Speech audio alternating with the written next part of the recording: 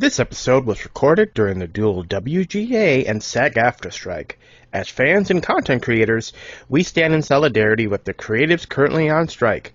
There is power in a union. I'm JP Tuesday. And I'm Kiki Cannon. As lifelong Disney fans, the work of countless talented Disney creatives have shaped our lives. Now, as the Disney catalog expands, we're taking a journey through film and television to discover if that spark that shaped us as children lives on in adulthood. Does your favorite Disney media still cast that same spell? Join us as we find out. We are Rewatching the Magic. Hi, Kiki. Hi, Tuesday. We are officially in October, which means we are officially in the spooky season. And we are kicking off the spooky season with The Adventures of Ichabod and Mr. Toad. Honestly, the Wind in the Willows segment doesn't really fit into Halloween, but the Legend of Sleepy Hallow segment does. And that's why we're kind of putting it at the beginning of the month. Yeah, this is our crossover. It's transition. Yeah. So we're going back into the package film era, the wartime era, the anthology film era, whatever era you want to call this, that era of Disney where a good chunk of the animation team was off fighting in World War II and they were just doing whatever they can to put a movie together to release one every year to stay in business. Yeah, I mean, it was one of those things where, like, thank you for going off and punching some Nazis. You know, we love that here. But this was definitely, and we've talked about it before, not the greatest time in Disney history. Yeah, and at least some of these package films made an attempt to put some sort of framing device with these shorts to kind of go around some kind of theme, like Melody Time and Make My Music were surrounded around different types of music. Saludos Amigos was all cartoons about South America. And then you get Fun and Fancy Free, which is we have two ideas for movies that don't work as full-length movies. We're going to put them together for you. Yeah, and I mean, we've already talked about Fun and Fancy Free. And, you know, we've talked about when they would return to the package film when they did Many Adventures of Winnie the Pooh, but that wasn't until the 70s. And those were already completed cartoons that were already released years prior. Yeah, they just repackaged them to make a little extra money. But this was kind of one of their weirder ideas, I think, because these two things have nothing to do with each other except book. Yeah, that's the framing device of this movie, is that we're in a library and we have two different narrators talking about their favorite literary character. The narrators could not be more different. Basil Rathbone, who we've talked about before when we talked about Great Mouse Detective. Of course, he's probably best known to a lot of people for his work as Sherlock Holmes. Of course, he was in one of my favorite movies, The Court Jester, with Danny Kaye. He's representing the English as in England side of the literary canon. And then on the other hand, we have Bing Crosby, best known for singing a song with David Bowie. It's the only thing he ever did. Don't look it up. The thing is I'm not sure you could have a worse narrator for Sleepy Hollow. I'm trying to think of a worse narrator for Sleepy Hollow. And he does half the characters' voices. And doesn't really do much of a job in changing his voice to make the characters sound different. And the thing is, and we'll get to it, they decided of the two of these films to make the spooky story the one with the lighthearted Bing Crosby soundtrack. Yeah, I mean, if you're thinking, we've got the option to turn either The Wind in the Willows or The Legend of Sleepy Hallow into a crooner Bing Crosby soundtrack. Which one of those should we do? They picked the one you shouldn't. Yeah. And we'll get into that, but just know that that's what lies ahead for you, dear listener. So yeah, as terms of these package films, like, these two were not supposed to be a movie together. That was not the original plan. The original plan was to take The Wind in the Willows, combine it with Mickey and the Beanstalk, and a short story called The Gremlins, which was written by Roald Dahl, specifically for this movie. And that was supposed to be a movie called Three Fabulous Characters.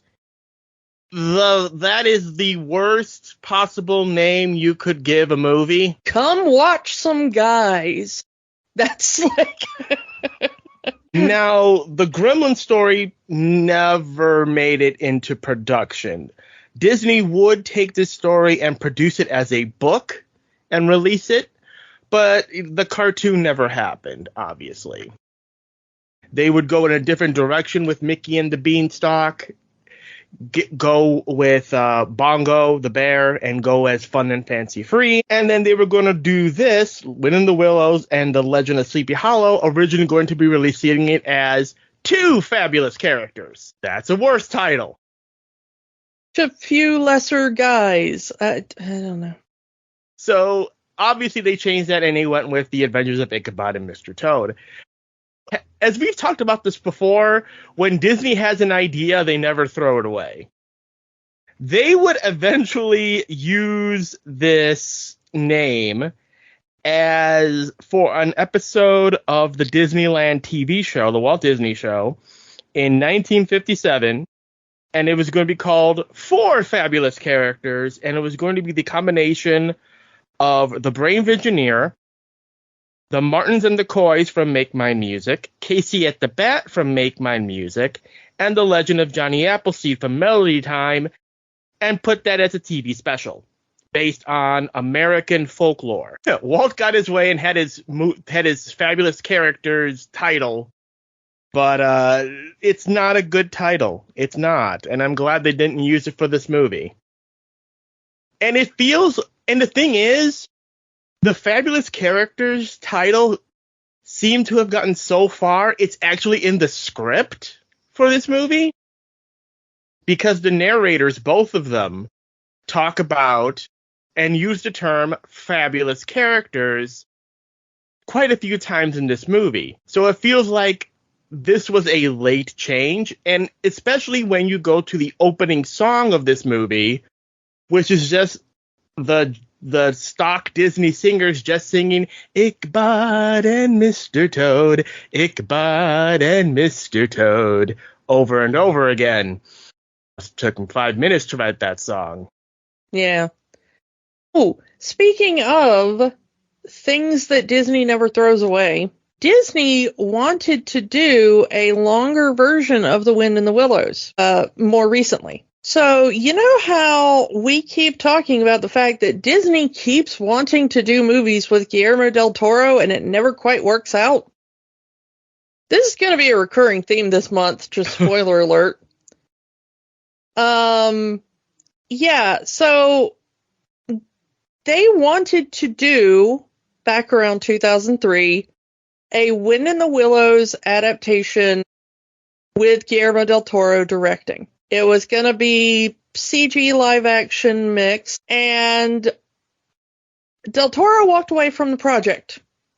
And when asked why, he said that he had met with the executives in charge of the project, and they looked him dead in the face and they said, "We want you to give Toad a skateboard and make him say radical dude things."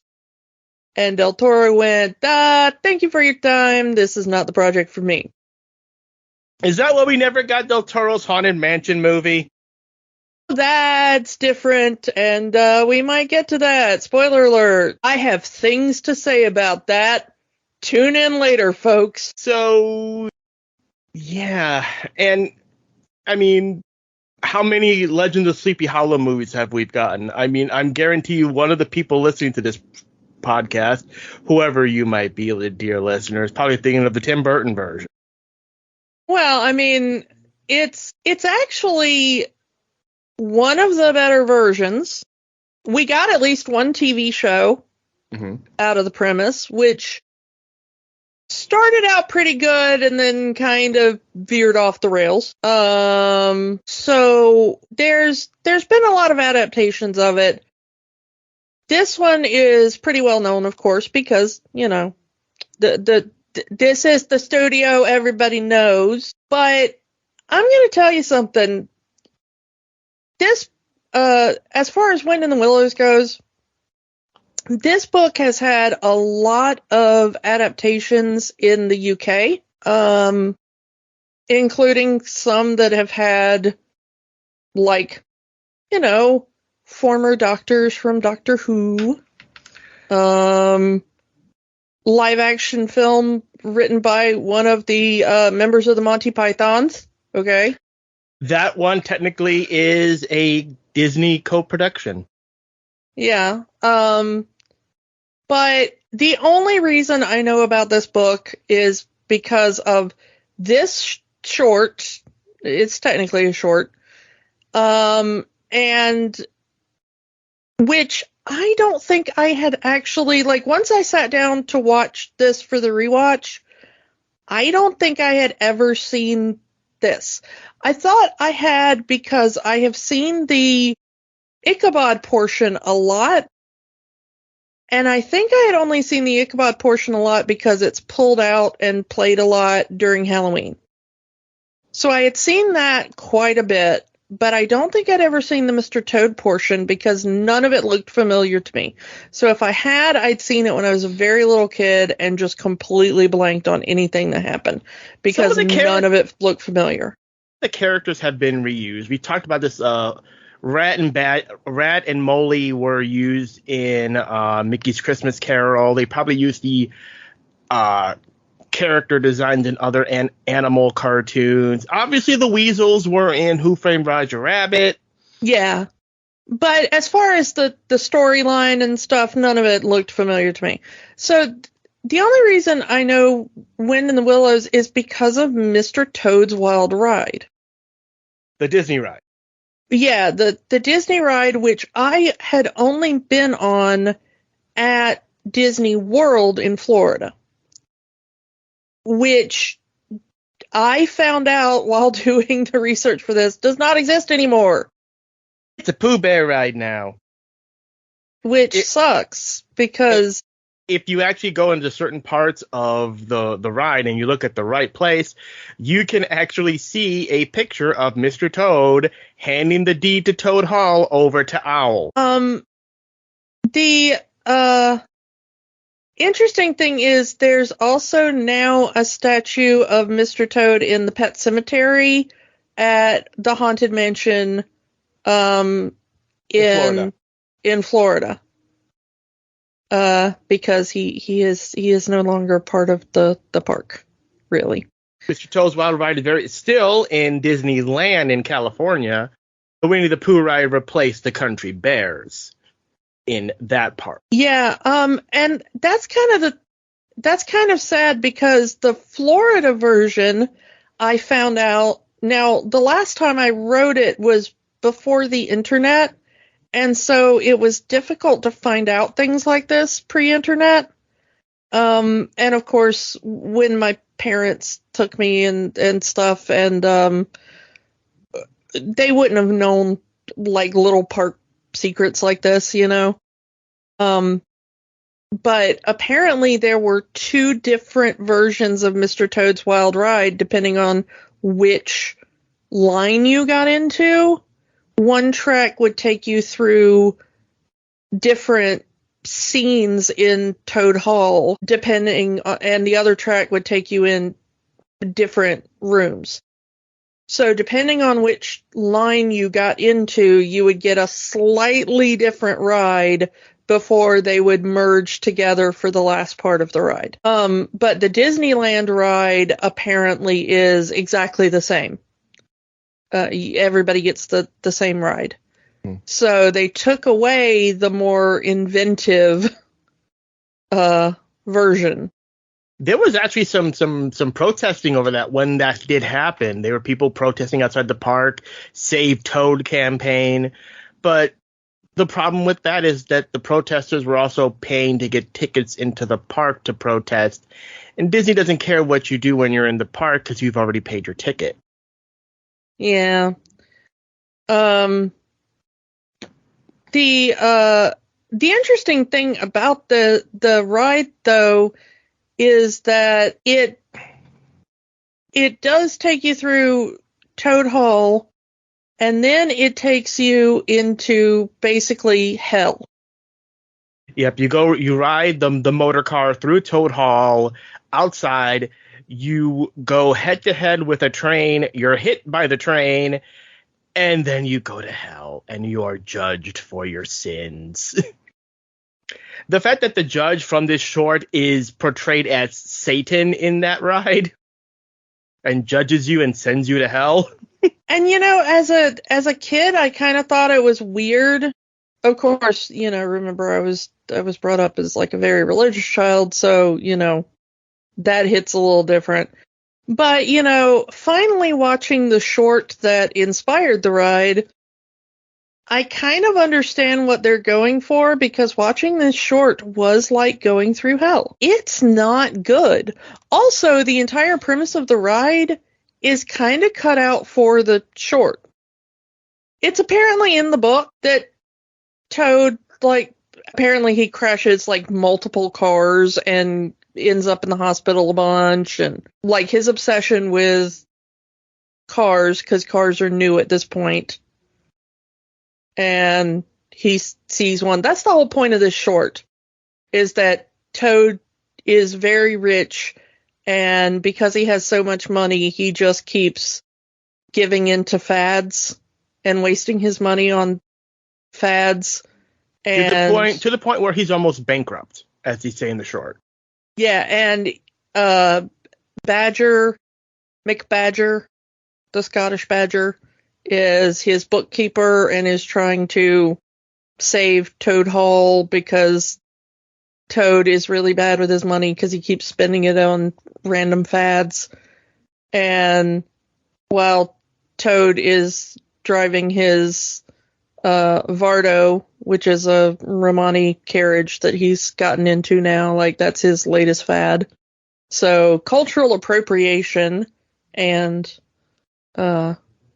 he sees a car for the first time, and then he's like, ooh, I must have a car, and shenanigans ensue, and he ends up in jail. Yeah, I don't know if the book is better because it goes into more detail about how all this happens.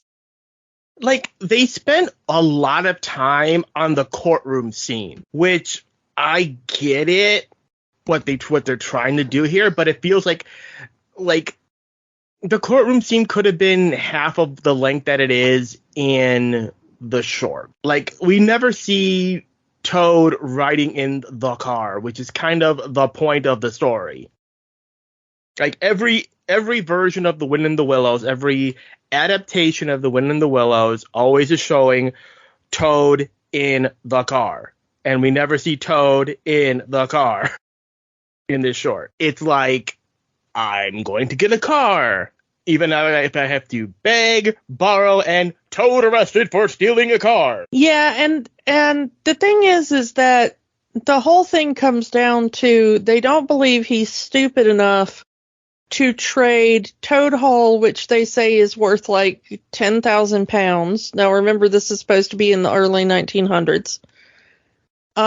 For a single motor car. Okay. A Model T, which is kind of the American equivalent of what he's buying. Okay? Right about that time, when it came out, was about $830 at the time. Okay? In then money in the US. 1905 money. Yeah, like, well, it was like 1909 or something. So yeah. So that's what we're talking about. Less than $1,000. Then at that time, $1,000 was a lot of money. Yeah, I mean, versus an estate worth at least $10,000. Mm-hmm. That is what he is supposed to be trading the weasels that have the, unbeknownst to Toad, stolen car. Okay, so you hear that now and you go like, well, he's trading a $10,000 house for a $10,000 car. You know, we'd consider that okay. That's not the prices we're talking about. We're talking about something at the time in that money. You know, he's trading something worth more than 10 times the market value. And they do have to stress this. Because of his reckless spending, Nick Badger has cut him off from his finances, because just to try to save some kind of face for his finances. So he literally does not have any money on him, yet somehow is carrying the deed to his mansion. No, they say he wrote the deed up. He pulls out a piece of paper. He gets a piece of paper from the bartender, and he writes up a deed. And he has the bartender sign it as a witness. Mm. Because they show him writing up a deed. And the horse even attests to it. So that's what he does. He writes it then and there, because he doesn't have any money, but he writes up a deed to Toad Hall, has it witnessed, and then gives it over to the weasels. By the way, I really do not like this weasel slander. As a ferret yourself. Yes, as a ferret myself. Mustelids are wonderful, wonderful creatures. We get a bad rap. We are fine. You can trust us. The thing is, though, is that, like, Toad goes to jail, and then he's like, oh, I'm reformed, and then the horse shows up, and he's like, oh, I brought you a dress, you can just walk out of here, which is really dumb, and then he's on the run, and then it's Christmas, and, like, I don't know. Then he gets a new mania, because that's the thing, because that's what Ratty says. He's got motor mania, and then all of a sudden he has escape from jail mania, then train mania. Then plane mania, and then, yeah, I don't know.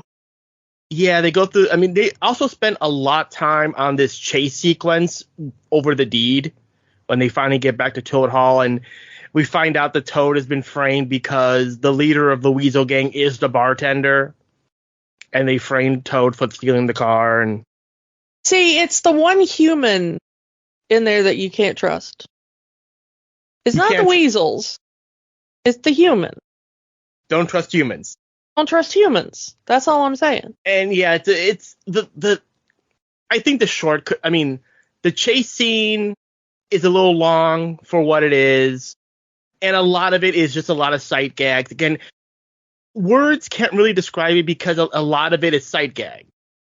There is one sight gag in there that actually got a, like, full-chested laugh from me, which is at one point, like, one of them hits one of the weasels, and the clothes on the weasel keeps running. If the weasel stops, like, the hat and the shoes and the gloves and stuff keep running, but the weasel has been stopped by, like, getting hit. That's a Looney Tunes gag, and I do appreciate it. But like, there's a part where Molly is running down the hall, and he turns out he's just crashed his face first into a mirror, and there's the whole sliding wall bookcasey thing, and that goes on way too long. But yeah.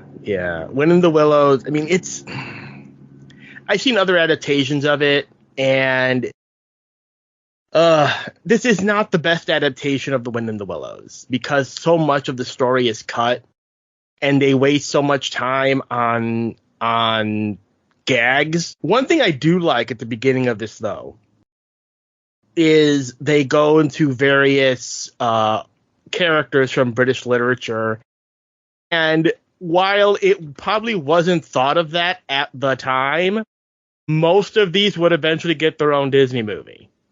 Because the narrator goes, who is the greatest character in British literature? Is it Robin Hood? Is it King Arthur? Is it Sherlock Holmes? Is it Oliver Twist?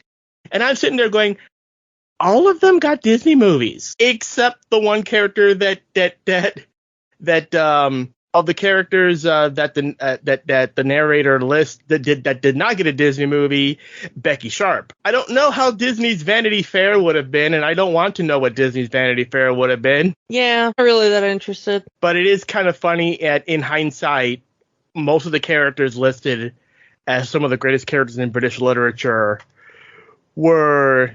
eventually did get their own movies in some form or fashion. Yeah, I mean, there's not much to say about Wind in the Willows this short. Other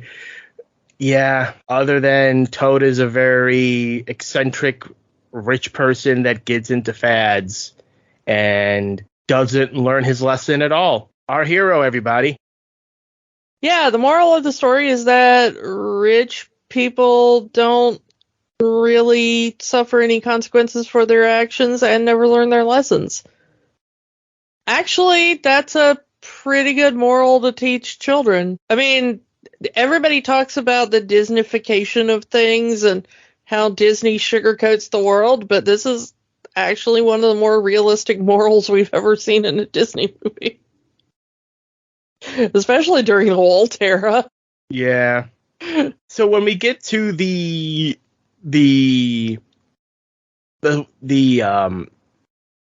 Legend of Sleepy Hallow part, we also get a couple of American literary characters. Paul Bunyan, Pecos Bill, Johnny Appleseed, all of them had Disney shorts or would have Disney shorts within the next few years. So yeah, it is that, it's kind of like going back to Pinocchio and seeing all the books that are on the shelf. Oh, there's Cinderella, there is Sleeping Beauty, and they all became Disney movies later on. So it is kind of fun to kind of look at those characters. Oh yeah, hey, yeah, they were planning ahead, blah blah blah. But yeah, they're one last Wind in the Willows bit. As you mentioned, Kiki, there was one with Eric Idle and Terry Jones from Monty Python, and that was a co-production with Disney and was released in America as Mr. Toad's Wild Ride because Disney didn't think that the average American would know the story as The Wind in the Willows and would only know it from their parks and their ride, which is very weird. Anyway, let's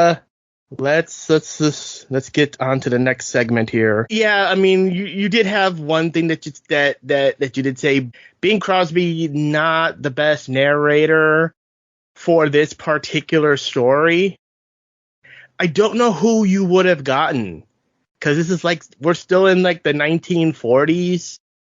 What 1940s celebrity would have fit this as a narrator, in your opinion, if you can even think of one?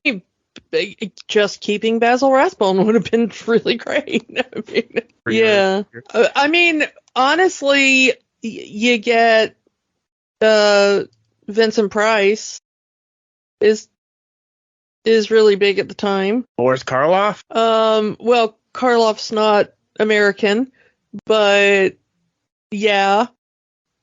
I mean, there's lots of, kind of horror personalities at the time that would have been better for this. But the thing is that this really, here's my problem with this. This really isn't a spooky story until right at the end. When the Headless Horseman actually shows up. Yeah, I'm gonna say something about this film in general. This is a film that is about, I think it's an hour and 9 minutes according to Disney Plus. About 10 minutes of this film is worth watching, in my opinion. And I'm going to say the 10 minutes or so that are worth watching is the song about the Headless Horseman up through the end of Ichabod's story. And the first part of Ichabod's story is so disconnected from the last part that you do not need to watch it. The beginning does kind of foreshadow Ichabod's superstitious nature. Because even though he's walking with a book in his face, you think he doesn't know where he's going. He has the wherewithal to avoid walking under a ladder. Again, later we see him spill the salt shaker and throw the salt over his shoulder. And that's what gives Brahm the idea to tell the story of the Headless Horseman. And it's really weird how they characterize Ichabod, because the first part of this, of Legend of Sleepy Hallow, he comes in and they go through great detail on how he looks different. He looks like a scarecrow. He's very tall. He's very lanky. He looks different. He's a different looking person versus the rest of the Sleepy Hallow citizens, who are all burly, beefy men. And they all drink their beer straight from the barrel and whatnot. And Brahm is like the town hero, the Gaston before Gaston, as it were. Well, I was going to say, if you wanted to know where they got the idea for Gaston, I think this is probably one of the inspirations later on. Because most of this story is just two guys fighting over a girl. And I will say this, at least in this version of the story, I actually do like that Katrina is fully aware of this. Like, she's not some star-eyed damsel. She's fully aware that these two men are fighting for her affections, and she takes full advantage of that. Now, this is not the first time we've seen that in a Disney cartoon, so I'm wondering if one of the animators or one of the writers or even Walt himself has some sort of issues with women. The thing is that it's kind of from the original story a bit. I mean, she is the most eligible woman in town. And they're very upfront that Ichabod just wants her for her money. Yeah, I was going to get to that, because we kind of go complete 360. Within the first 5 minutes, we go from Ichabod being the new school teacher who's kind of ridiculed because he looks different than everybody else, to seeing how superficial he is. Because he's giving good grades to the students who have the best lunches, and then he goes home to them and swoons their mothers and gets good cooking. And then he meets Katerina, and then she has a rich father who owns a farm, and then she falls in love with Katerina because of her money. So this is supposed to be like, again, this is the main character of this story. It is literally Ichabod Crane, which, again, considering that we also have Mr. Toad, who's also a very not good person, it's kind of wondering why they decided to make these shorts about these two characters, focusing on them as the main character. The thing is that this is just kind of how things went, you know? Mm-hmm. This wouldn't have made him unlikable to the original readers so much. It's like, well, of course, you know? He wants her for her money. Who wouldn't? You know? Mm-hmm. Get that come up, you know? Because Brahm wants her for her money too. Mm. But the thing about Ichabod is that he's an outsider and he's odd, you know? Mm-hmm. I'm not entirely certain if Washington Irving meant us to like Ichabod Crane at the time he wrote it. You know, he is overly superstitious. He's talked about as being like ingratiating to the locals and stuff, and you know, there's that thing about that they show in the short about giving good grades to the students with the tasty lunches because he wants to go over to the house. He is known to gossip with the women, you know? Mm. It's not a very manly pursuit. And despite his very lanky appearance and big ears and big nose, he kind of becomes a bit of a ladies' man in the town. Like, all of the women kind of swoon to him. And at least in this version of the story, it's because he sings like Bing Crosby. Well, and he's a very good dancer. He's he's effeminate. Let's just put it that way. Whereas Brom keeps wanting to just like show up and be like, hey, let's take this outside.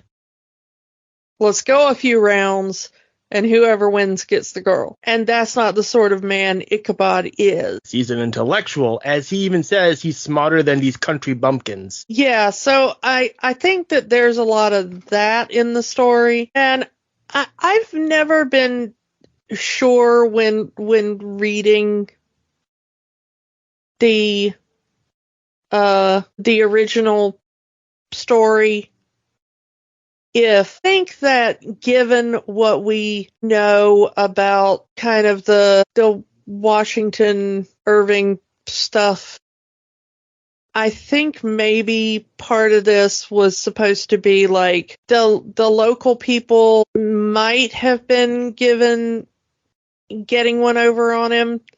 This has always been one of the ones that you've never quite known if this was some of the locals playing a prank on the guy who thought he was better than them, or if it was actual supernatural stuff.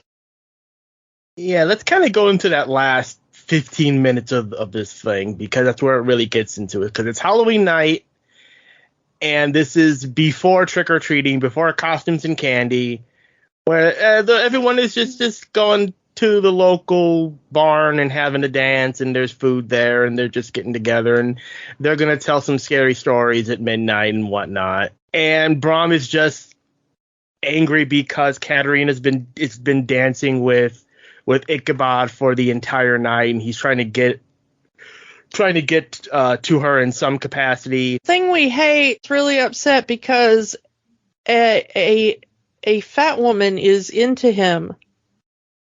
Ew. Yeah. Screw you, Brom. And he asked her to dance. She's kind of cute too. Yeah, but like they do the whole like, oh man, you know, like they do that whole kind of thing. Because no one wants to dance with the fat woman. So when anyone asks to dance with her, she is all up in that. Yes, a man wants to dance with me.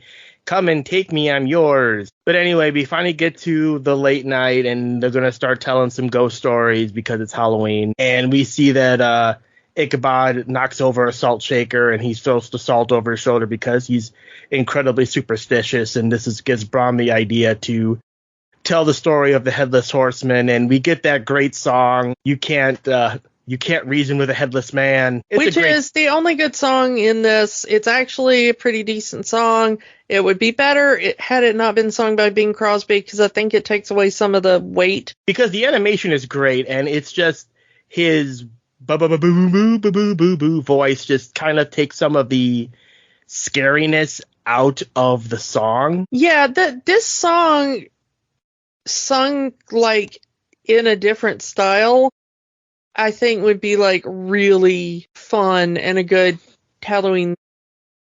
But this is also that 1940s Disney era where we don't really want to scare the kids. We want to make this a fun family film. And that kind of cuts the song, even cuts the short's legs out. Because the animators are having fun with this, with the way they make Brahm look like sadistic and during the song, and how much they make Ichabod look fearing with the sweating and just like he would rather be anywhere else but there. But the bopping song and the backup singers just are not. The two tones don't mesh. Yeah, and you have, like, everybody else in the room is listening to this story, and they're like, oh, the old Headless Horseman story. Oh, Brahm. And then Ichabod is like, absolutely brown trousers time, you know? Like, Mm-hmm. he is just terrified of this story. And what's so funny is they show everybody else in the room, including, I love, Katrina is just laughing so hard. She's like, oh, yeah, Headless Horseman. They told us that story when we were kids. Yeah, I love this story. Tell it again. Yeah, So, but it is a good song, despite the tone. I like a lot of the rhymes in it. There is one kind of racist thing that would hopefully be changed if they did it today. It's not the worst thing ever in a Disney movie, so, you know. But it's not what makes the red man red. Yeah, but the thing is that they sing the song, and then we finally get to the actual spooky part of the thing. And this is what I wanted to talk about, because this is really the best part of, you know, the whole thing. When I was watching this, I had forgotten a lot of the particulars, because it has been ages since I have seen this. And I'm pretty sure that when I was younger, they cut this down to basically just the good 10 minutes. This is a 40-minute short, and they would have to cut at least 10 minutes out to fit it within a 30-minute or 25-minute or 22-minute television slot. So it's possible that they just cut 10 minutes out of this cartoon when they aired it on TV. And they also probably, because I remember seeing, most of my memories of this cartoon is from Disney compilation Halloween specials. And they don't show all of the cartoon in those specials, like Disney's Halloween Treat or and something like that. And they'll only show maybe 5 or 10 minutes of the cartoon. So you only get this part. Yeah, and honestly, I'm kind of okay with that, because this is the best part. Like I said, the Halloween party up through kind of the end is really the only part of this that's kind of any good. Ichabod full of superstitious fear, and I like that, you know, in his fear, every creature in the forest is sounding like they're saying his name. The frogs croaking sound like Ichabod, Ichabod. The crickets chirping, Ichabod Crane, Ichabod Crane. The crow going by, beware, beware, beware. Okay, so here's what I want to talk about. Let's talk about all of the things Ichabod does wrong in this situation. Because we have some rules down around where I live, and a lot of times you'll hear these as like the rules for living in Appalachia, but honestly, it's just kind of, it's a little more pervasive than that. So I've spent a lot of time in and around Appalachia, but honestly, this is just kind of what you picked up growing up where I grew up.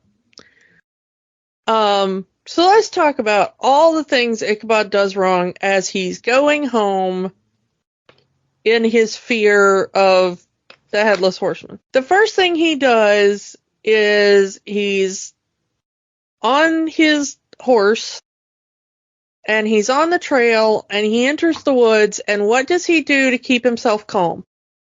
He starts whistling. He starts whistling. Tuesday, what do you never ever do in the woods after dark? I don't know. I don't go into the woods after dark. Well, that's smart boy, but also you live in a city, so you never ever whistle or sing in the woods after dark. Ever. Because yeah, you don't want to summon anything to you. So, mistake number 1 there, Ichabod. Now, I'm going to say these rules have very practical, natural reasons to them, but also, you know, a lot of people are like, well, there's some supernatural reasons too. A lot of animals that would harm you in the woods, if they hear the sounds of humans and they have ever come across a human, or they just don't know what a human is, they'll be wary of that and they'll walk away.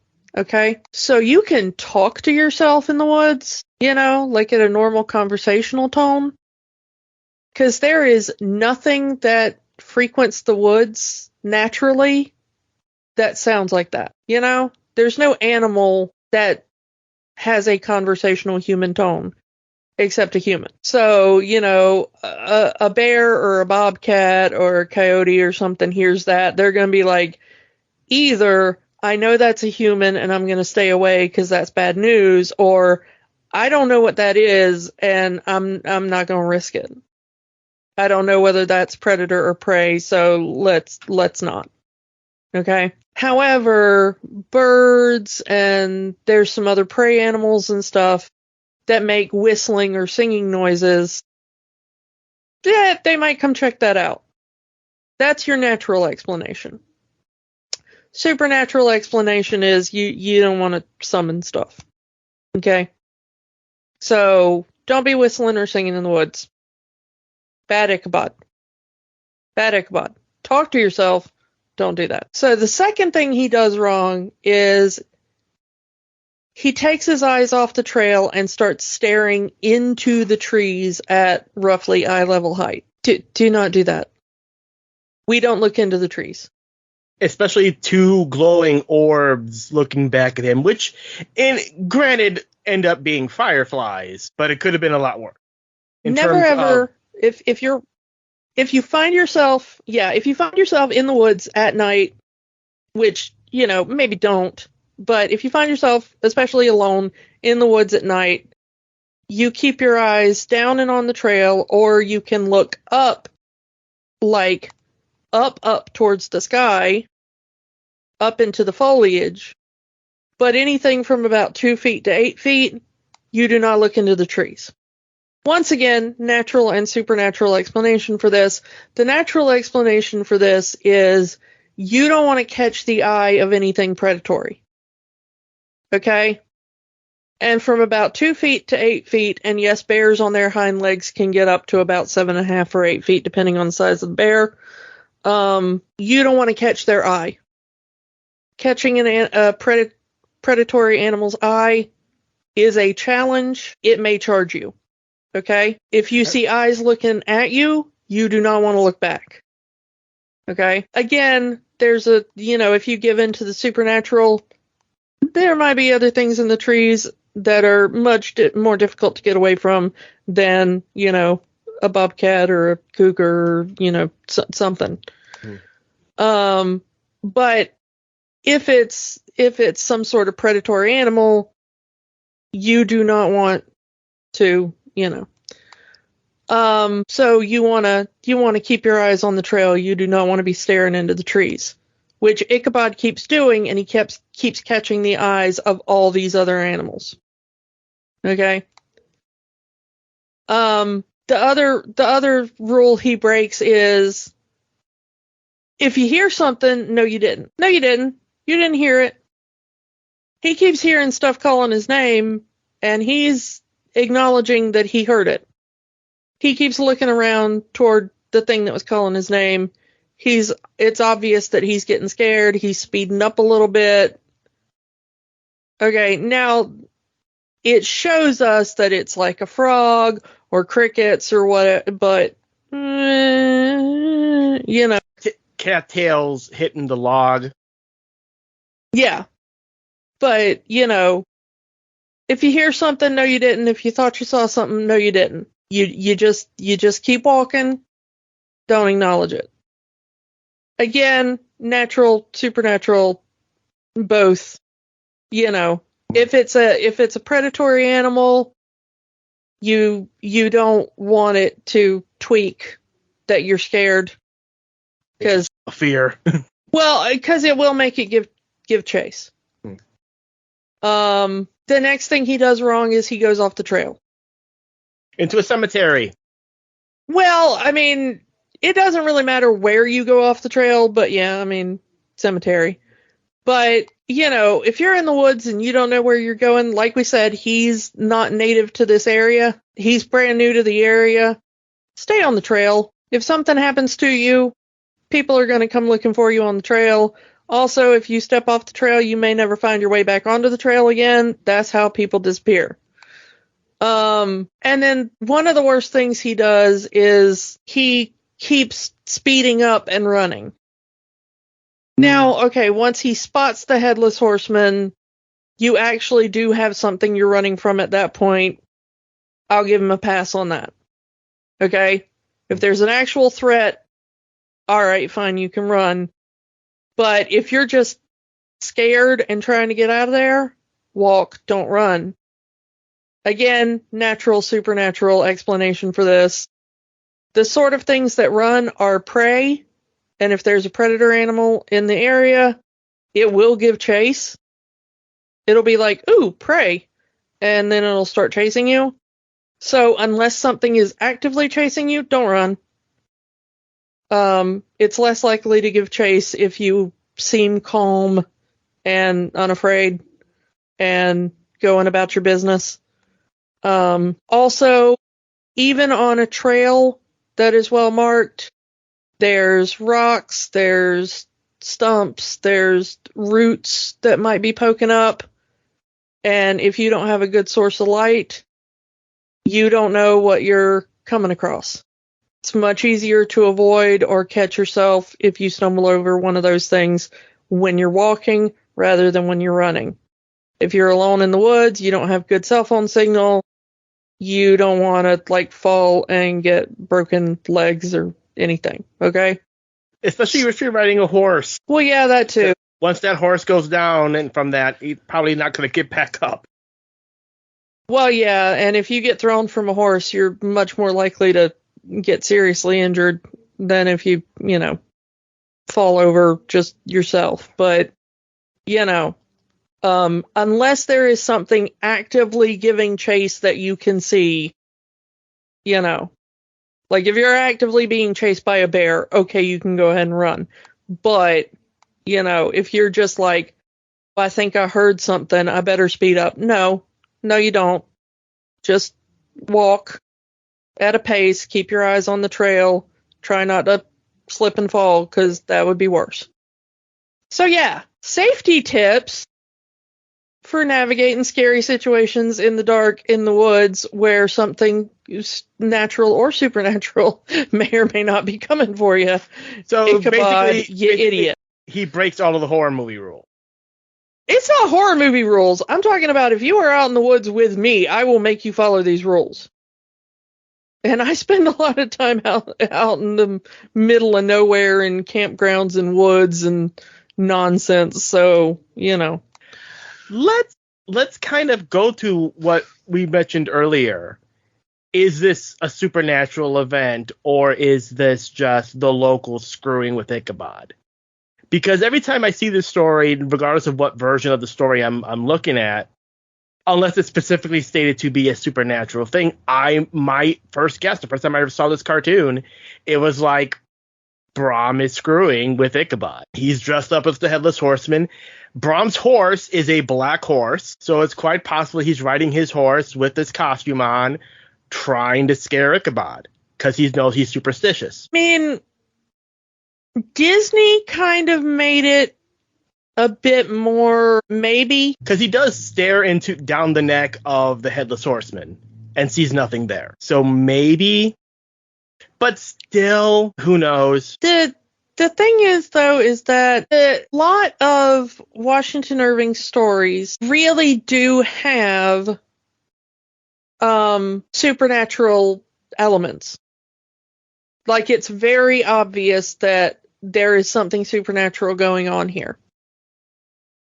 Legend of Sleepy Hallow is left open-ended. The locals are adamant that Ichabod is dead. was taken away by supernatural means. In the original story, the reader is kind of left with a lot of clues that maybe Brom scared off Ichabod. And some people think maybe Brom just straight up killed Ichabod. Get rid of the competition. Yeah, but also the story kind of suggests that Brom's more like just kind of like a minor bully rather than like a murderer. Like he's the kind that would just harass you rather than, you know, beat you up and leave you in a ditch somewhere. So in the original story, the reader is left between two options that are mostly equal of, do you want to believe that Brom put on a costume and scared Ichabod off so he could have the girl because he couldn't just, like, challenge him to a fist fight because Ichabod wasn't that kind of guy? So he finally outwitted Ichabod in a way? Or is it an actual supernatural tale? Do love that even if this is Brom in a costume, even if it is, the Headless Horseman still abides by the story's rules. Because the story's rules say that once you cross that bridge, the Headless Horseman has no power. And the horseman stops right before that bridge after Ichabod crosses it. He throws that jack-o'-lantern right at its face, but he never crosses that bridge. So your guess is as good as anyone else's. But I must say, the animation in that final, 10 minutes, the animation on the Headless Horseman is beautiful and still holds up. Yeah, it's really a well-animated sequence once it gets into the party, you know, once the final song where Brom is trying to scare Ichabod, and then the going through the woods. So that part at least is good. Like I said, you know, this whole thing is like, you wait an hour for that final 10 minutes. Pretty much.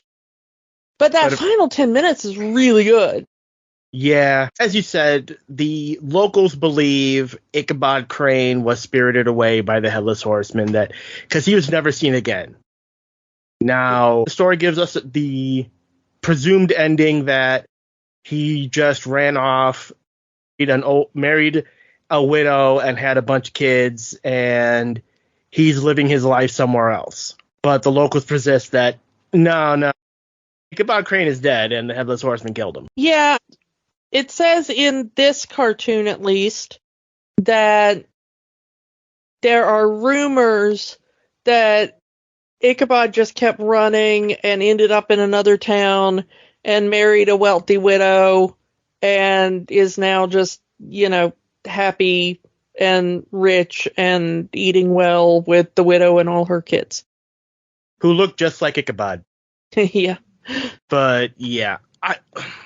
And then we get the closing of the book, and then the power goes out in the library, and then the narrator says, I'm getting out of here, and then the movie ends. But I will say this. One of my favorite, if I had to take in terms of shots in the movie, one of my favorite shots in the movie is Ichabod looking up at the sky and the clouds forming a hand covering the moon. I don't know why, but that's like my favorite shot in this whole thing.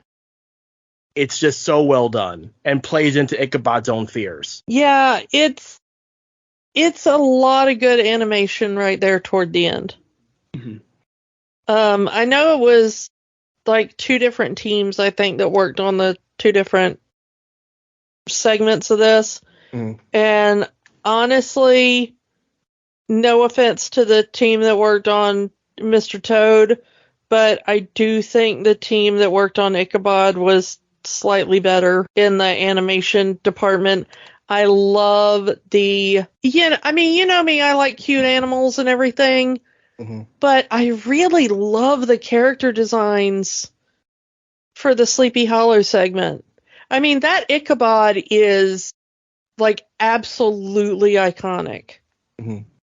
When you think of Ichabod Crane, to me, that's the version that comes to my brain. Tall, lanky, big nose, big ears.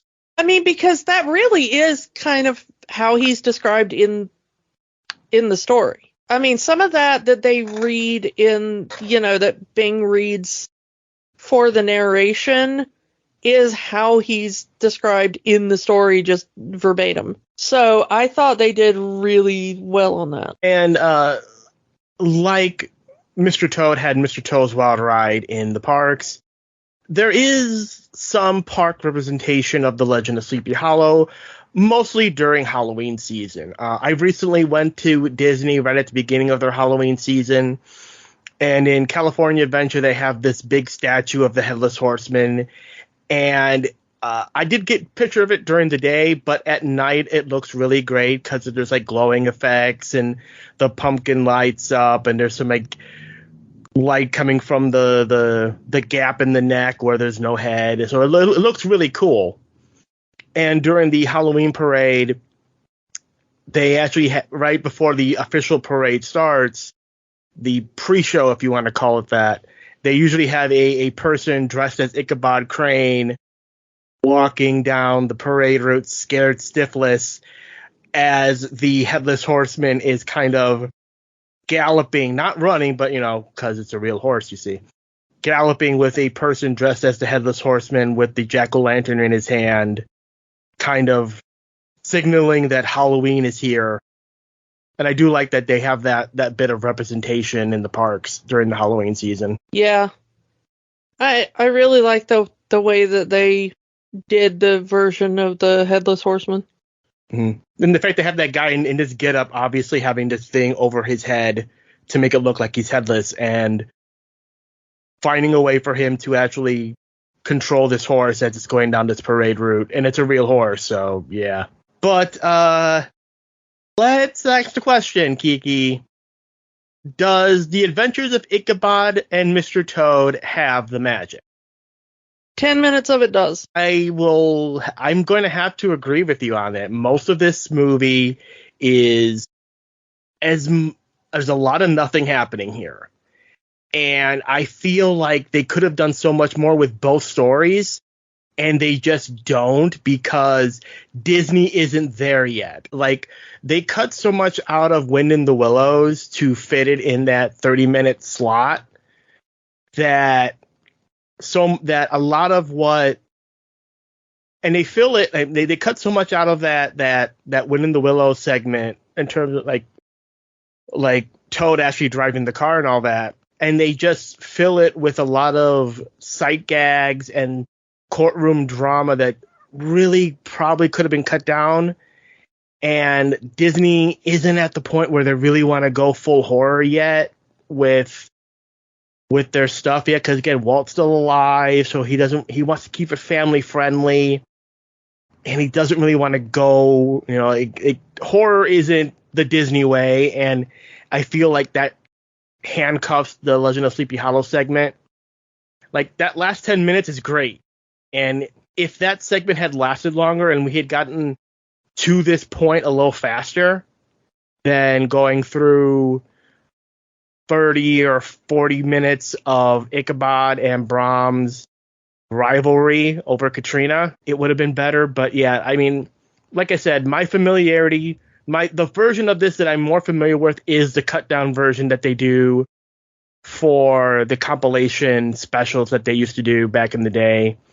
Disney's Halloween Treat and all that, where they would show a very, very short version of this that just gets the good parts in. So, yeah, I'm going to say 10 minutes of magic, but as a whole, it doesn't have it. I'm sorry. I really wanted to do this for this one, and yeah, it just doesn't. Just watch the last 10 minutes of the movie. That's just it, and you watch the best part. As of next week, foolish mortals, we'll be talking about The Haunted Mansion. Not the recent movie. We're going to be talking about the 2003 Haunted Mansion movie with Eddie Murphy. I'm sorry in advance. Hey, it's got to be done by someone. Might as well be us. Yeah. Let's see if what we can come up with to talk about this version of the Haunted Mansion movie.